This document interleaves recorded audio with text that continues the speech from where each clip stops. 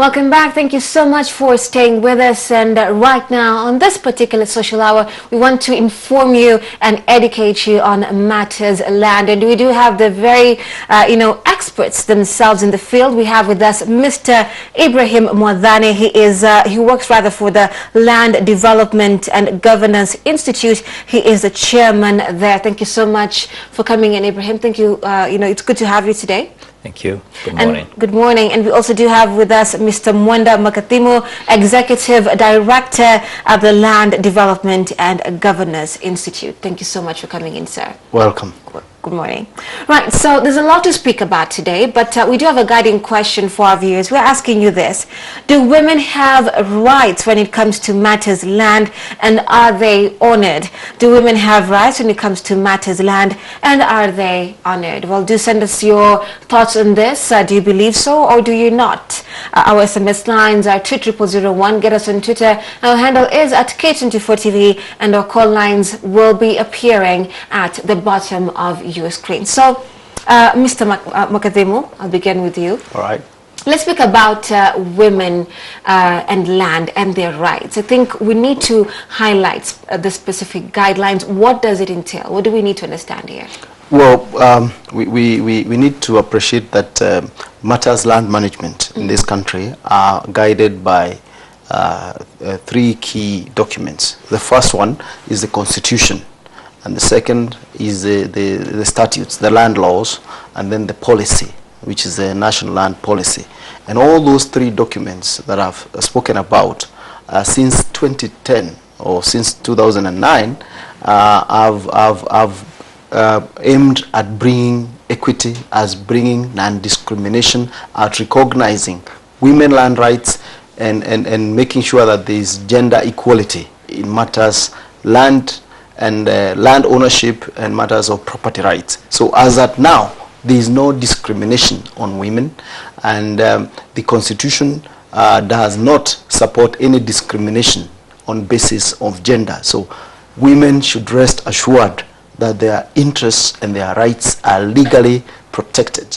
However, there are cultural practices in practice that threaten those provisions, that do not go in line with those provisions, and the duty of those in government, the duty of those in communities, in all sectors, is to make sure that the cultural practices are changed to align with the law and with the philosophical meaning of women and rights to everybody, not just women, gender, all human beings. Right, so the question then here is, Mr. Ibrahim, how much of that is practiced? Like he mentioned, there are other, inhibitions that will make, what is on paper, on the Constitution and other guidelines when it comes to land matters, really not practiced to a T. So tell us about that. Thank you. I think we still have quite some way to go. And let me add that stating something in the Constitution or in a law is one thing, but being sure that people understand it is entirely another. So this country has quite a lot of work to do in terms of sensitizing people, both men and women, about their rights under the Constitution and the new laws. But probably and that's a lot of that means work for the state and work for civil society organizations, work for community leadership, because they need to tell their people that the Constitution and the legal framework that we're operating under today recognizes equity in ownership of land, and more importantly for people who are married. They need to bear the fact that the Land Registration Act particularly, I remember Section 28, does provide that rights for spouses are overriding interests. So whether or not your husband or your wife is written into your ownership document, the express understanding is that in the event that you have to deal with that property, you must consult your spouse no matter what the circumstance. That is important for families to appreciate, and that levels a lot of terrain, in my view, in regard to property ownership between married couples. Okay, so the question then is this. all that, regarded, how much of sensitization really is happening as we speak? Well, there's a lot of information and very many actors in the country. On issues of women's rights, on issues of property administration and land management, but I think the consistency and the real effect at implementation is what is not properly addressed. It is assumed, for instance, that the officers in government understand this, but it is true that they do not, even the ones who are supposed to protect.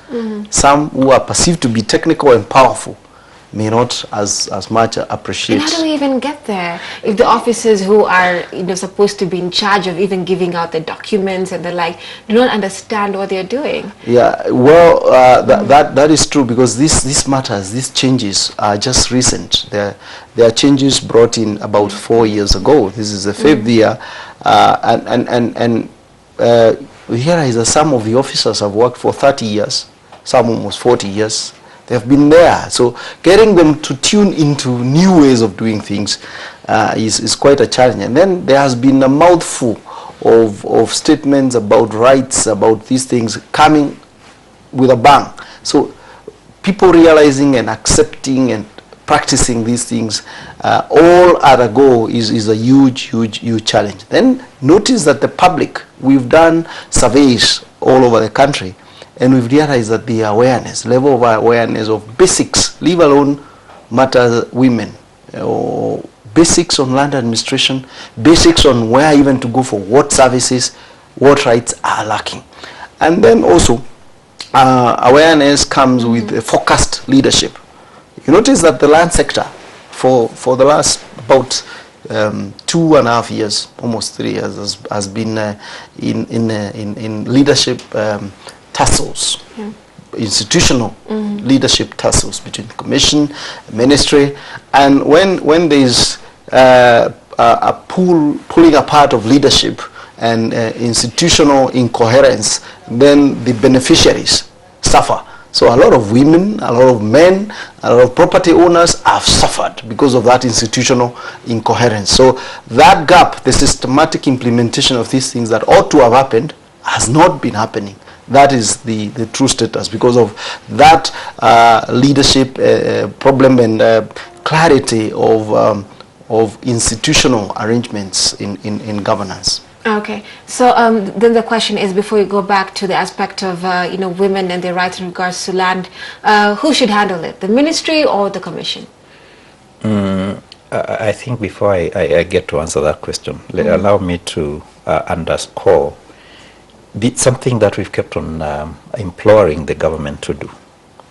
You see, I agree with what my colleague here is saying about the gap in information within the ministry. And we saw it coming when we saw a new constitution land, a policy landed in 2009. Very quickly in 2010 we landed a new constitution, and in the next 2 years we had 3-4 new land laws. Now if you put yourself in the shoes of an officer in government who has daily routine work to do from 8 to 5, then you're asking for too much from that lady or that gentleman. So we had suggested that the ministry needed to come up with structured sensitization forums for the officers, from the head office to the regions. And it's in my view not too difficult. If there was a program which is structured, all we need to do is ensure that Western Kenya can be put in one central place, probably every month or 2 months, and get experts who understand those frameworks and pass that information down to them. And here in head office is even easier. Get head office and the counties that are near head office, Thika, Kiambu, Kajiado, Machakos, or to congregate. Because the lack of this information, yet it is what we as a country ought to be operating on, is going to injure the ordinary consumer of services. Now, back to the question you're asking, who ought to drive this? Again, I think until we open up to the whole question of the institutional governance, and really I wanted to say after Makathimo mentioned that We have the laws, we have the policy, we have the constitution. I wanted to say that it's good to appreciate that those frameworks cannot operate themselves. So we are going to get the best optimal implementation if the drivers, who are essentially the Land Commission and the ministry, work in coherence. If they are not, it will not really matter what you've said about any one of those. What we are going to get is a conflict. So I think the need to address that incoherence in this discussion actually probably overrides a lot of other content details. Okay. Yeah. And that being stated, yes, as you also contribute to what your colleague has just mentioned right now, we're getting a lot of tweets on inheritance of land, especially on the women factor. So the question here is this: who should inherit land, or how should it be done? We have women who, are claiming once they get married that there's no question of inheritance there, or rather, should they inherit the land before they're married or after? How will it work? Well, I know that's why I said cultural debates, and the cultural debates will continue, but debates are tweaked to achieve objectives. I told you the law does not discriminate, does not talk about married and unmarried. It says there will be no discrimination. Matters succession are also subject to wills. The parents could write their own wills about who takes what estate after they are gone. So they could decide it is one child, and the others have to just accept it. They might even decide it's not their children, it is somebody else, yes, if they have a written will. But if it is an unwritten, then there is an administrator, and each of them, irrespective of gender, will have a stake. Yeah. So that is how the law is now. It doesn't say when you're married or when you're married you don't have. If your dad and your mom are not there and they have an estate, and you go to court and there is no will, you have a stake. You can claim your stake. So that's the law. But the practice and the culture will tell you about those who are married, those who are unmarried. What if you're married and then after that you marriage stops working? So basically, so really, the cultural debate is a qualified debate. So the law doesn't talk about that. No matter what argument is there, culturally or traditionally, we just go back to what the law says. Yes, because the law is what treats everybody equally. Cultures are different, traditions are different, but we may not be blind to what the messages are coming from the various communities, because that's our society. And what ought to be done is to make sure that what the law says and what the society has been doing, there is a transformation that brings us to what the law says, because what the law says is what is fair to everybody. But going back to governance, because at the end of the day, there are very nice provisions, very progressive provisions in the Constitution, very progressive provisions in the policy, but we have big challenges in leadership in the land sector, and the political leadership can trash all those good things. For instance, now if we are discussing land today, and if we ask you who is giving the strategic direction and at what prioritization it is, you'd get shocked, because there would be push and pull everywhere. Is the court case between the ministry and the commission resolved? Who is handling what function? So I can tell you there's a lot of confusion in the land sector today, and unless that confusion is sorted, all the reforms you're talking about, whether gender, whether land information, whether titling. For instance, there's been a lot of work on titling work going on in the last year. What is the status today? Who is telling the country what is the status? There's been those 3 organizations in the registry. Are they ceased? Are they there? We got to look at this subject in totality, so that whether children, whether men, whether women, the entire society receives justice, quick service, and there is equity in how administration is done. Okay, Mr. Mwathane, the question is, it's very intricate in how some analysts would say, actually in land, or even political analysts, they would say the exercise that the CS Ngilu did, you know, at the registry and the like, was a PR exercise, that you can't really sort out, you know, all that, you know, detail in just, you know, a day, or just look like you're solving it. That's their argument. And since, I mean, land issues have been historical. You know, they go from way back when, and we're in 2015, and you know, others would argue, yes, there's a bit of change, but are we really changing on something, or are we still stuck in the murky days of those yesteryears? You'll be telling us that in a second. We have a phone call. Hello, good morning. You mean Elizabeth? Yes, Elizabeth, tuambie. Habari yako? Mzuri, habari yako? Mzuri, sasa niko na swali. Hata wengine wanasema wasichana hawastahili kugaiwa mashamba. Na wengine wanastahili kugaiwa. Hiyo inakuanga nini? Okay, sawa. Wacha basi experts hapa watuambie. Okay, Mr. Mwathane, since you're new, you can tell us that, and then you can answer my question.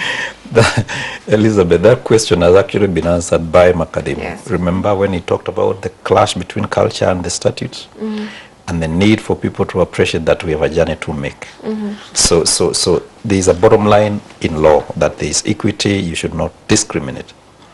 But I would want to caution everybody who is dealing with land to also pay heed to cultural transformations. So probably be very careful in the way you try to apply the law within a very stiff cultural practice, so that you don't get an imminent clash of practice on the ground.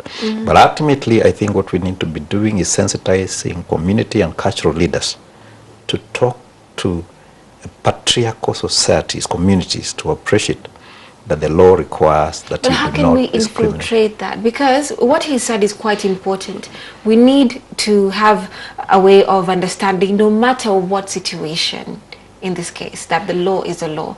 But you know, you tell someone from other communities, like, what is this person saying? Like their culture is above the law. So how do you get in the mindset of such people? Let me state, and please appreciate, we've come a very long way. What we are saying today, this morning, would have been anathema probably 2 decades back. But we are saying it because that's a law, that's a constitution. So I still believe that if we want a successful implementation of what we have in the laws and the constitution, we got to ensure that community leadership, particularly in areas that are extremely sharply patriarchal, understands the bottom line. And we can very easily use those vehicles, the cultural groups, the cultural formations that provide leadership in various parts of the country. That would be extremely helpful, so that we then can whip communities comprehensively to begin to respond to the law and the constitution. If we are not careful how we do it, you'll find a situation whereby everybody has breached, and you're trying to say, all right, I'm applying the law, in a situation whereby everybody says, we will not listen. That doesn't help us. So I think bottom line, people have to appreciate that we have the law. That's what the law is stating. But we can be smart in the way we progressively apply it. And I underscore the need for sensitization, and particularly sensitizing, besides the women groupings around the communities, the men who provide leadership, because they are the ones around which these practices have been driven for a very long time. I think if you allow me, I'll move on to the other aspect of leadership in governance. And let me begin by saying that let us all appreciate that we operate within a state formation. And between me and you, even though you are not a land expert, who guides the state, who governs the state? Who governs the state? Government? The sitting government? What's the organ that then facilitates that governance? Cabinet? Yes. Right? It calls the shots on policy, calls the shots on program, calls the shots on funding. Right? Within which sits a sectoral representative: water, health, education, lands. So you appreciate the spin-off. Yeah. But within our setup, we now have a constitutional commission called the National Land Commission. So much as it has the powers under the Constitution, you expect that then for there to be optimal delivery, then this plank, which is the state governance, must speak effectively with this plank that is coming from the Land Commission. Now, two things I'll quickly say is that I find it extremely unfortunate that when the commission came into place, I think the officers in the Ministry of Lands were not sufficiently prepared for the entry of the commission into the whole sectoral governance. Right. So there was a bit of tendency of, shutting over, not probably looking like you are extremely welcoming. But even more unfortunate is that the commission itself not having probably appreciated that it was entering a situation where there was years of institutional governance within the Ministry of Lands, got in there, and probably didn't practice what I'll call tact in management, to appreciate that, yes, indeed, I've come to a new house, and I'm causing a bit of discomfort, so I'll be extremely tactical about the way I go around the things I'm doing. So the net result of those two approaches has been a clash at the high level. Now, when you clash at the high level, what happens is that downwards, then you create a perception where the officers under the commission view the officers under the ministry as adversaries. Whereas indeed, if the right spirit had been cultivated from the top, we will be having complementarity between the two institutions.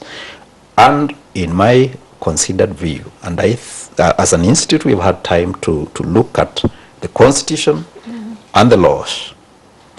In our considered view, having looked at the text of the constitutional text and the legal text that we're operating on, unless we get back to the drawing board and do a bit of smart amendment, we are not going to get out of this conflict in the foreseeable future. I'll illustrate, because sometimes, and unfortunately, the country has tended to personalize this issue. You see the chair and his face, and you see the cabinet secretary and the face.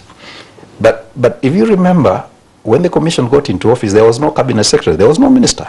The time it was Angote, Dorothy Angote. If you remember the first war between the commission and the ministry, it really revolved around closer offices, and that time it was Dorothy Angote. And for a while that ran on, a to and fro shouting of shouting match. Then Angote left. In came Charity Ngilu. And within a very short time, there was again a major flack between the two, and it was just noise between the two for almost 2 years. Now, Ngilu has stepped aside. In comes Matiang'i Fred. Now, if you look at some of the things that have gone through the media just last week, including some correspondences, it is so emotive, in my view, it's probably going to be worse than during Charity Ngilu's time. So I think the country must call a spade and get the two to a table whereby Parliament adjudicates along with stakeholders to say, let's look at the Constitution and the law and align them, and in addition, the executive order around which this country governs the Ministry of Lands. Because if you look at the executive order number 2 of May 2013, it states some very clear functions, and I began with the cabinet for those reasons, because the cabinet also sends down instruction. Very clear statements about what the cabinet secretary should do. So until we get an alignment between the Constitution, the laws, and the executive order, we will not be getting anywhere soon, and people are suffering at the operational level. Okay, and that being said, now let's take a look at land reforms and how important they are. Well, I think stating the importance of land reforms is not easy in one word, but all we have to do is look at where does development happen. All of it happens on land. So land is at the center of any state's, not just development, stability and its formation. So if we are to succeed in running Kenya efficiently, whether in terms of agricultural production, natural resources, even security, government infrastructure, all of it, private sector investments, has to be on land. So the prioritization of land reforms has to be top if we are to go anywhere in terms of development. Remember, the freedom that Kenya has, the governance that we talk about all these structures happen within a location, a space. The nation is defined by a physical space and the resources therein. So unless we put measures, we prioritize, and we manage that efficiently and equitably, we will have problems. This is what brings me to the political leadership on land. I think we must take our politics seriously when it comes to matters land. Let's not just joke around with it. It is where direction has to come, where leadership has to come from, and the commitment of Parliament. If you ask me, the oversight and the driver of these reforms is a lot with the legislative arm, and I will still keep saying, we have, like in the constitutional implementation, we have a deadline coming this August on the laws that were meant to be done on community land, on planning, on sharing of benefits on land. They have not been done. Parliament is asleep. There is oversight on these institutions. It's not happening. All these issues we hear of irregularities is because of poor oversight. Then on the executive side, the sorting of these institutional arrangements. Like now, there are so many institutions all talking about land. County Land Management Board, Land Control Board, you have a county government with a ministry on land, you have National Land Commission, you have the Ministry of Lands, you know, all over. Institutions, people paid so many, yet no results. Okay, just a second, sir. We have a phone call. Hello. Good morning. Hello. Good morning. Yes, good morning, Samuel. Talk to us. What's your question or comment today? Okay, ningependa kuongea kwa lugha ya Kiswahili, ni sawa? Ni sawa tu. Endelea. Okay, nilikuwa naomba kuongea na this is K24. Yes, it is. Okay. You're on air. This is Samuel from Kisii. Yes, Samuel. Tunakusikia. Endelea tafadhali. Okay, sawa. Nilikuwa naulizaje? Okay, bibi yangu wako na shida ya mambo ilo kwa shamba yake. Na hiyo shamba alinganganywa na anti yake mwenye alikuwa ameolewa na anti yake, sasa alikuwa akafariki. Na hali sasa imesikia ni kwamba tukienda hapo kwa hivi. Ya, tunaambiwa turudi kwa shamba, lakini tukienda kwa hiyo shamba tunampata anaweka vijana huko na mapanga. Na sasa tungetaka kujua venye itakuwa kwa sababu kama venye hali inayosaidika, kwa sababu like ukienda hapo kwa dio kwa nini Ebongori, most of the time wao maaskari wanakuzunguka, wanakuzungusha juu wanatoa pesa na huyo mama. Sawa sawa. Okay, Samuel. Nashukuru, asante.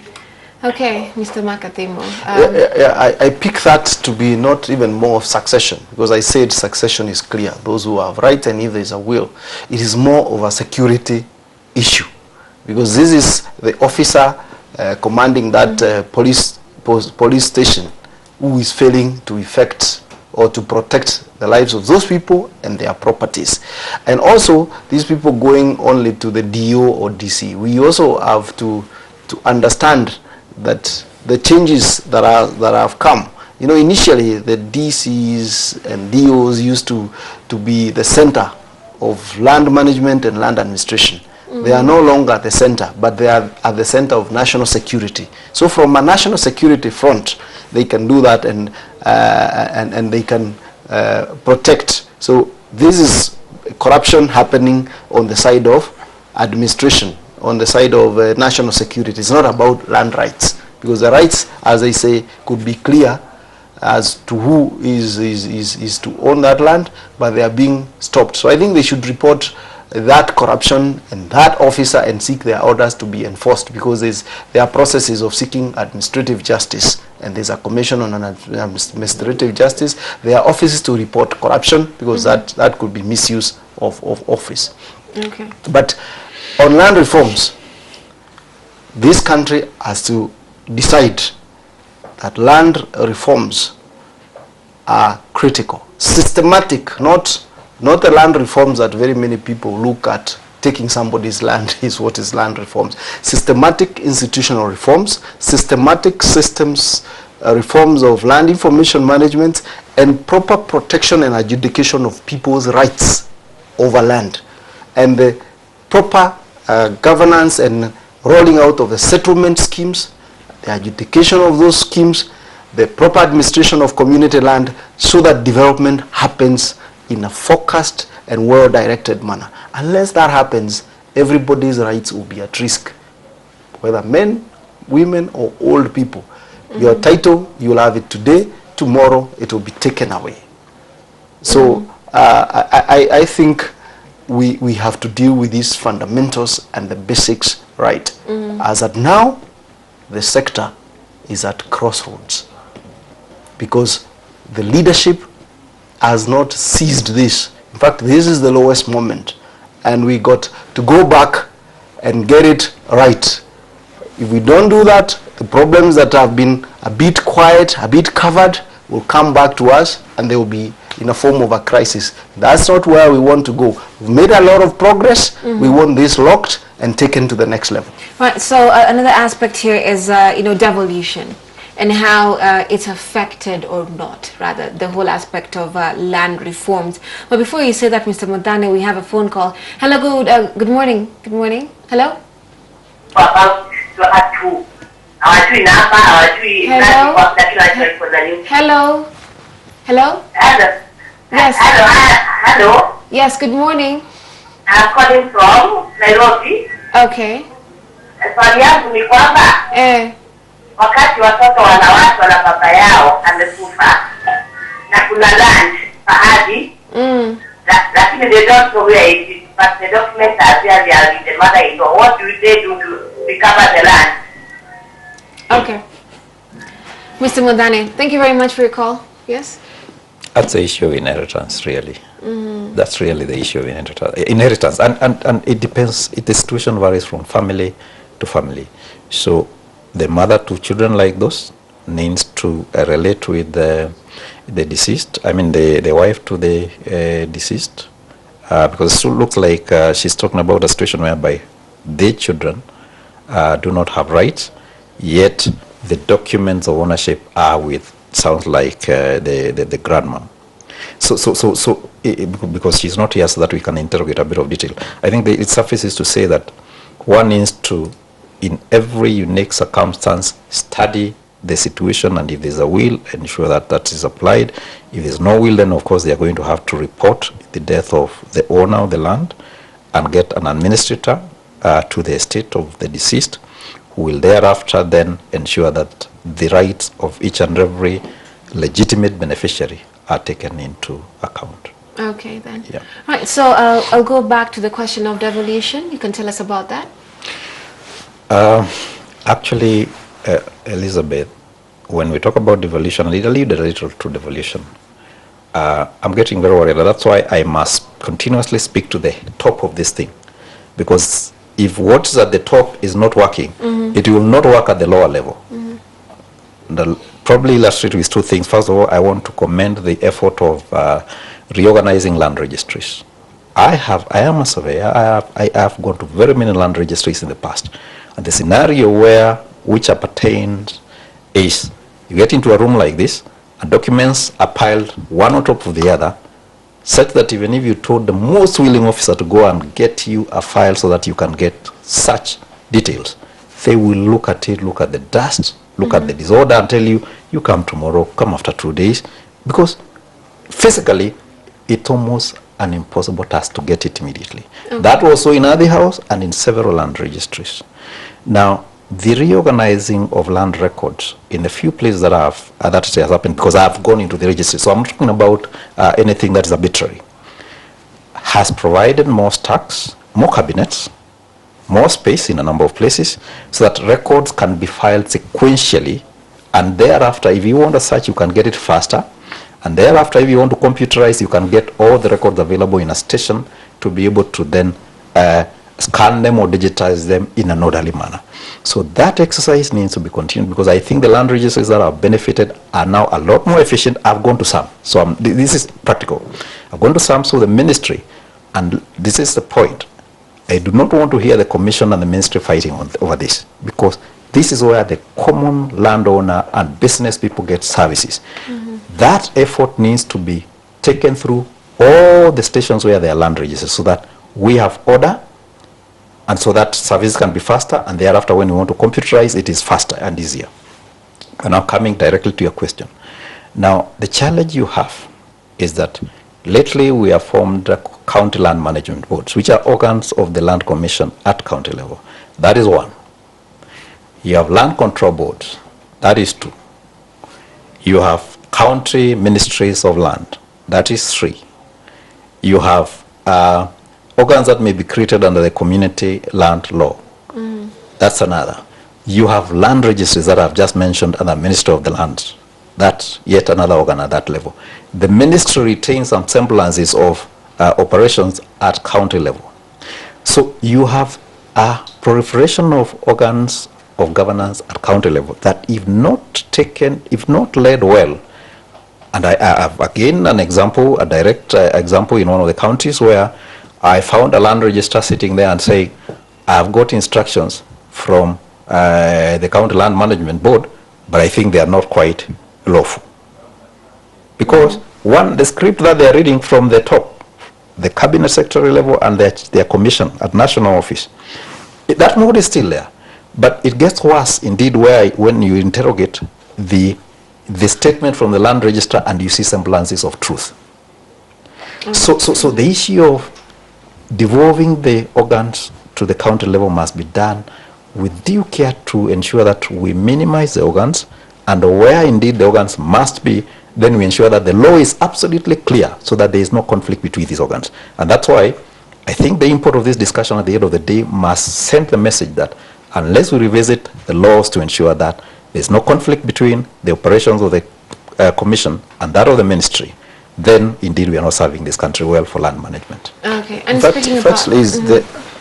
There's I think Mr. Mwathane is being very, very diplomatic as to what is happening on the ground.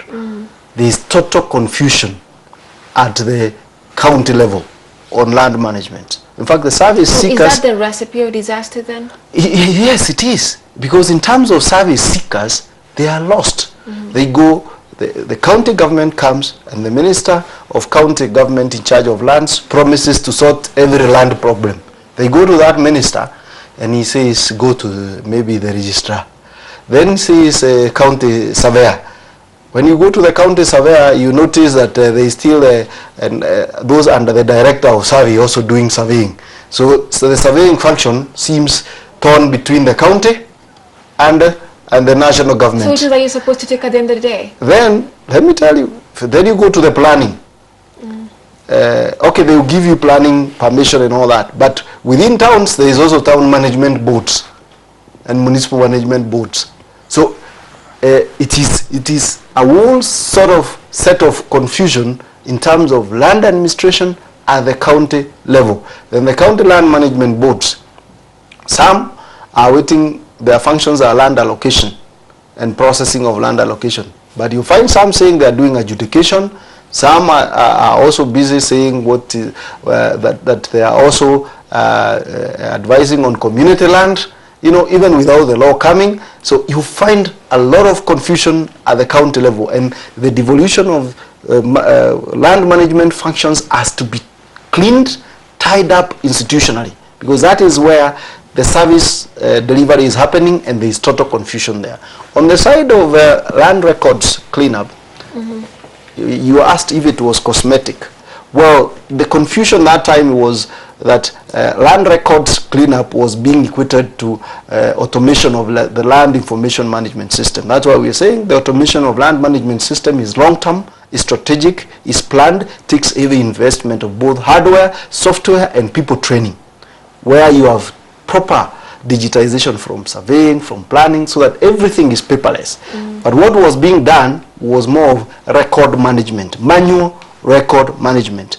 And as a preliminary exercise, it was fine, because it was what you cannot automate what is not known. You cannot, if you automate garbage, you get garbage. So to me, that exercise was good, but the issue was it needed to be comprehensive, properly planned, so that it covers the entire country, and then the next blocks of its computerization and its sustainability and the training of the personnel and putting the infrastructural systems is very clear. That is the status. We've done the preliminary part in portions. It's not even complete. Okay. But the main thing, the main meal, the main agenda, not addressed. Right. Yes. And gentlemen, we need to end this discussion now, so I'll give you a chance to give us your final comments on what the way forward would be. The way forward is first, even before we must sort out the laws and make them align with the Constitution. But before we get there, because that's a process, I appeal to the leadership of the ministry and the leadership of the Commission to appreciate that these things are not about themselves, they're about Kenyans. So those personalized laws should cease yesterday. Okay, then. Mr. Makathimo? Well, what I think is, because there's no vacuum in government, there's an acting CS. What we need to see is you know, the Ministry of Lands is not side, it is core. We need to see core leadership in the Ministry of Lands. We don't want a gap, a vacuum, because that vacuum can only bring forth disservice to Kenyans. Okay, then. Right, so gentlemen, thank you very much for coming in today and sharing with us your sentiments on land matters, as there's still so much to speak about.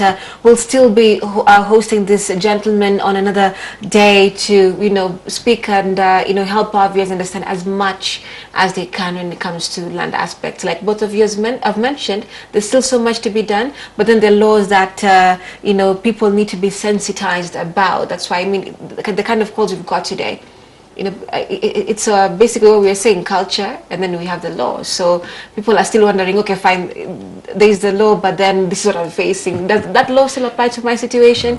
So that being said, we'll still have you back, gentlemen, to discuss more about this. We cannot exhaust everything in just one sitting. Right, so our guests today have been Mr. Ibrahim Mwathane, Chairman, Land Development and Governance Institute. We've also had Mr. Mwenda Makathimo, Executive Director, Land Development and Governance Institute. Thank you so much for watching. Coming up shortly is Sports Focus. Do stay with us.